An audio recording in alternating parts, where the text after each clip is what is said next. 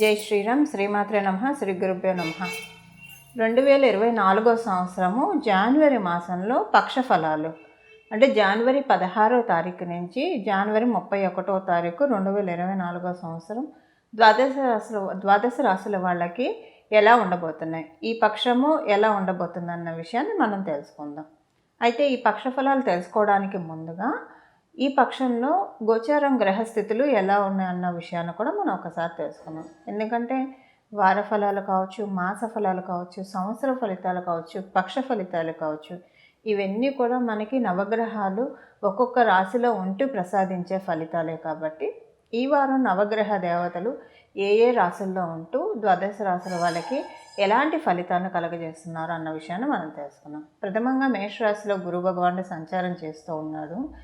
మరి కన్యా రాశిలో కేతు భగవానుడు సంచారం జరుగుతూ ఉంది. వృశ్చిక రాశిలో శుక్ర భగవానుడు ఉన్నాడు.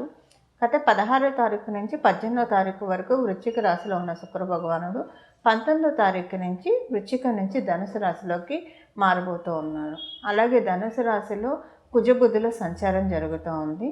మకర రాశిలో సూర్యనారాయణమూర్తి రవి గ్రహం యొక్క సంచారం జరుగుతూ ఉంది. శనేశ్వరుడు కుంభరాశిలో సంచారం చేస్తూ ఉన్నాడు. రాహు భగవానుడు మీనరాశిలో సంచారం జరుగుతూ ఉంది.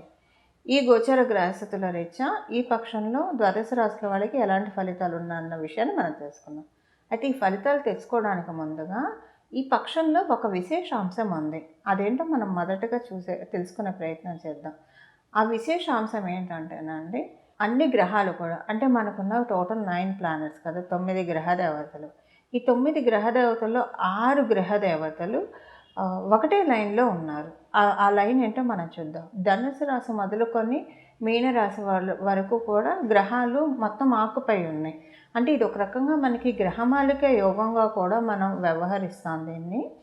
అలాగే ధనుసు రాశి నుంచి మీనరాశి వరకు గ్రహాలు అంటే మనకి 19వ తారీఖు నుంచి ఇది స్టార్ట్ అవుతున్నాయి. 19వ తారీఖు శుక్రుడు, బుధుడు, రవి, శుక్రుడు, బుధుడు, కుజుడు ధనుసు రాశిలో, అలాగే మకర రాశిలో రవి, అలాగే శనేశ్వరుడు కుంభరాశిలో, మీనరాశిలో రాహువు, వీళ్ళందరూ సంచారం చేస్తూ ఉన్నారు.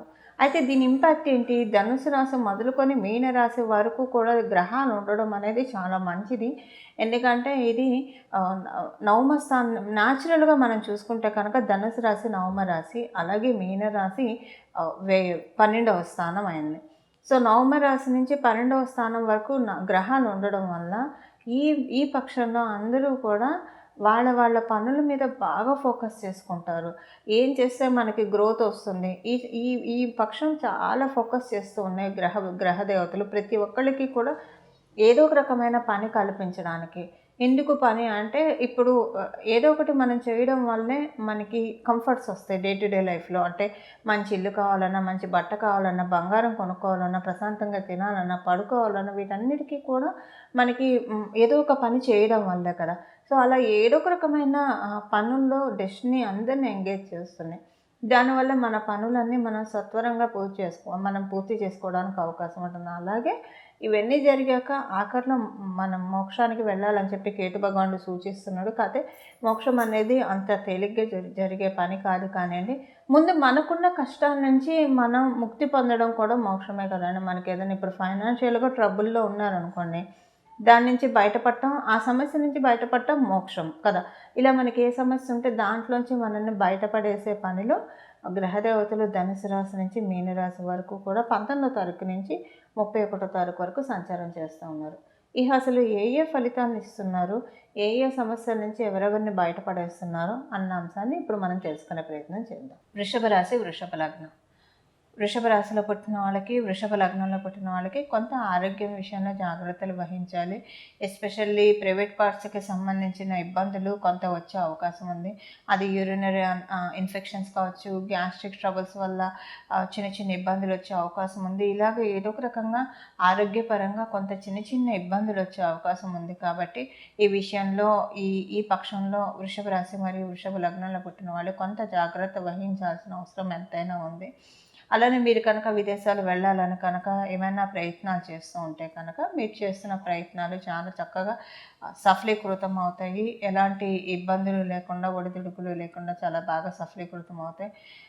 మీరు వృషభ రాశి, వృషభ లగ్నంలో పుట్టి మీకు తల్లిగారు అంటే మీ తల్లిగారు కావచ్చు, లేదా మీరు తల్లి సమానంగా ఎవరినైతే భావిస్తారో వారి నుంచి ఒక శుభవార్త వినే అవకాశం ఈ పక్షంలో ఉంది.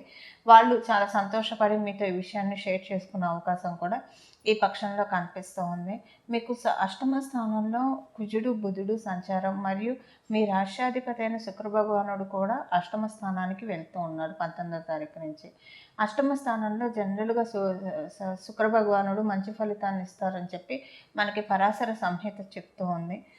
బట్ ఈ మంచి ఫలితాలు మీకు వస్తాయి కానివ్వండి, మీ చుట్టూ ఉన్న వాళ్ళకి తెలుస్తుంది మీకు బాగుందని చెప్పి.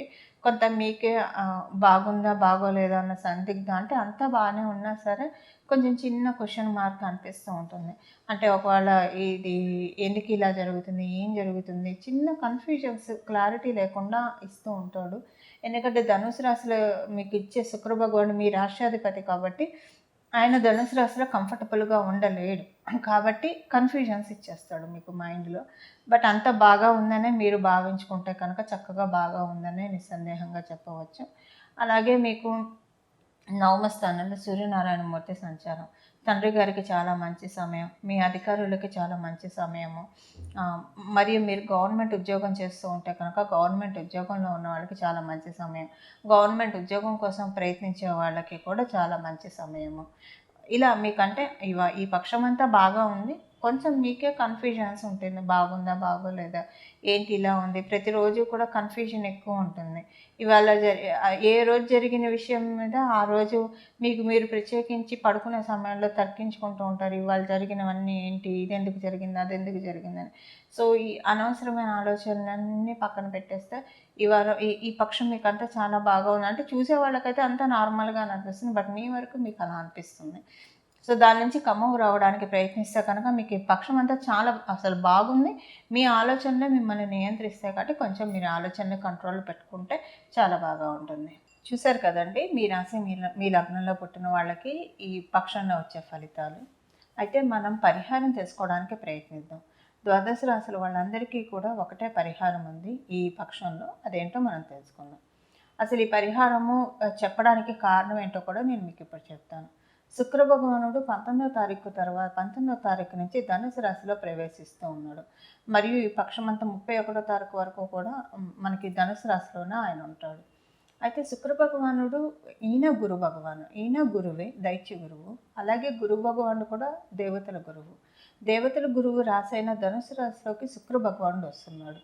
సో దీనివల్ల ఏంటంటే ఈ వారం ఈ పక్షంలో ఒక ప్రాక్టికల్ రెమెడీ ఏంటంటేనండి, మీ ఇంట్లోని ఆడవాళ్ళ గురించి కావచ్చు, లేదా మీకు తెలిసిన సర్కిల్లో ఆడవాళ్ళతోటి కావచ్చు, లేదా మీ బయట సర్కిల్లో ఉన్న ఆడవాళ్ళు ఎవరైనా సరే వాళ్ళతోటి ప్రత్యక్షంగా పరోక్షంగా చాలా మర్యాదపూర్వకంగా, ఒకవేళ మీరు ఆడవాళ్ళు అయినా సరే మీతోటి ఆడవాళ్ళతోటి చాలా మర్యాదపూర్వకంగా వ్యవహరించాల్సి ఉంటుంది. ఎందుకంటే ధనుసు రాశిలో శుక్ర భగవానుడి సంచారము మన ఫేట్ని డిసైడ్ చేస్తున్నాయి. సంవత్సరంలో ఒక్కసారి ధనుసు రాశిలోకి శుక్ర భగవానుడు రావడం అన్నది జరుగుతూ ఉంటుంది. అక్కడ కుజ బుధులు ఇద్దరూ కూడా ఈ రాశిలో ఉన్నారు. సంవత్సరంలో మనకి ఒక్కసారి శుక్ర భగవానుడు ఈ రాశిలో వస్తూ సంవత్సరం మొత్తం మన ఫైనాన్సెస్ కావచ్చు, మన హ్యాపీనెస్ కావచ్చు, మనకి ఇల్లు, వాహనము లేదా భూమి, ఈ సౌఖ్యాన్ని మనకి డిసైడ్ చేస్తారు. ఒకవేళ ఎవరైనా ఆడవాళ్ళ గురించి ఎవరైనా మీతోటి వచ్చి తప్పుగా మాట్లాడినా, లేదా మీ ముందు వాళ్ళని విమర్శించినా, లేదా ఎగతాళి చేసినా, ఎద్దేవా చేసినా అస్సలు ఎంటర్టైన్ చేయకండి. ఒకవేళ మీరు కట్ చేయలేని పరిస్థితి, ఒకవేళ వాళ్ళు ఏమైనా అఫెండ్ అవుతారేమో అనుకుంటే సైలెంట్గా ఉండిపోండి. మీరు దానికి వెయిట్ ఇవ్వకండి. ఇది ప్రాక్టికల్ రెమెడీ. అన్ని వేళలా మనకి మంత్రాలు లేదా ఏదైనా పూజలు, హోమాలు ఇలానే ఉండవు. కొన్నిసార్లు ప్రాక్టికల్ రెమెడీస్ చాలా బాగా, అంటే మనం మంత్రాలు చదివినా, పూజలు చేసినా, హోమాలు చేసినా, ఇలాంటి చిన్న చిన్నవి మనకి తెలియక చేసినా, సరదాగా కూడా కొన్నిసార్లు చేస్తాం. ఒకళ్ళ గురించి వాళ్ళ ఆప్షన్స్లో ఏదో సరదాగా మాట్లాడుకుంటూ ఉంటాం. అవన్నీ నేచర్ క్యాప్చర్ చేస్తూ ఉంటుంది.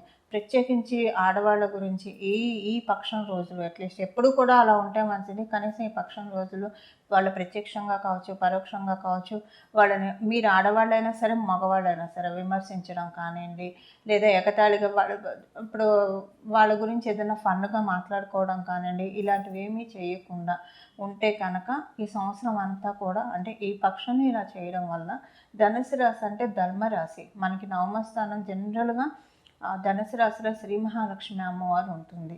అమ్మవారికి ఇష్టమైన రాశి. అమ్మవారికి ఇష్టమైన పనులు ఏంటంటే ఒకళ్ళ గురించి విమర్శంగా మాట్లాడుకోవడం, పరుషంగా మాట్లాడుకోవడము, గొడవలు పడడము, ఒకళ్ళని ఎగతాళి చేయడము, లేదంటే ఒకళ్ళని తీసేసినట్టు మాట్లాడడం, ఒకళ్ళని చిన్న చూపు చూడటము, ఇవన్నీ కూడా శ్రీ మహాలక్ష్మి అమ్మవారికి ఇష్టం లేని పనులు. సో అమ్మవారు శుక్ర భగవానుడు అంటేనే అమ్మవారు.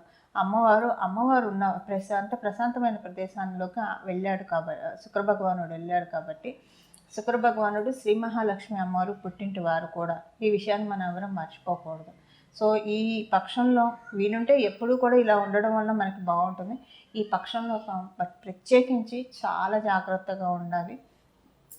ప్రాక్టికల్గా ఇది ప్రాక్టీస్ చేస్తే చాలా బాగుంటుంది. ఈ సంవత్సరం మొత్తానికి కూడా ఈ పరిహారం వర్తిస్తున్న ఆ మార్పు మీరే చూస్తారు. అసలు ఇలాంటిదంటూ స్టార్ట్ చేస్తే ఎలా ఉంటుంది అన్న మ్యాజిక్స్ మీరే చూడడం స్టార్ట్ అవుతుంది. మంగళం. నమో భగవతే వాసుదేవాయ.